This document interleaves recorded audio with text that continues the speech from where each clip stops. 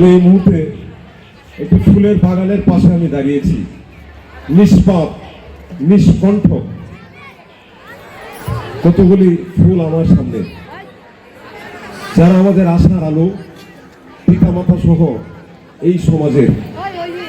আমি প্রত্যেকটি ফুলকে আমি বলবো প্রস্ফুটিত হয়ে তাদের যে সৌরভ, পিতামাতা সহ আমাদের এই সমাজের তারা আলো ছড়াবে, তাদের গন্ধ ছড়াবে নেত্রকোনা জেলা সহ এবং দেশের বিভিন্ন অঞ্চল, আন্তর্জাতিক পর্যায়ে।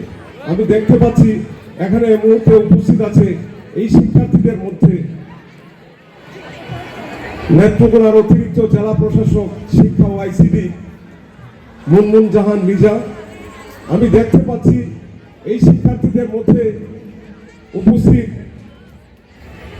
নেত্রকোনার সদর উপজেলা নির্বাহী কর্মকর্তা আসমা বিনতে রফিক। আমি দেখতে পাচ্ছি এই অত্র বিদ্যালয়ের প্রধান শিক্ষক অমলেন্দু সরকার। আমি দেখতে পাচ্ছি নেত্রকোনার কৃতি সন্তান সাবেক প্রেসিডেন্ট শাহাবুদ্দিন আহমদ। আমি দেখতে পাচ্ছি নির্মলেন্দু গুণ, কবি হেলাল হাফিজ, অসংখ্য গুণীজন তোমাদের মাঝে আমি দেখতে পাচ্ছি।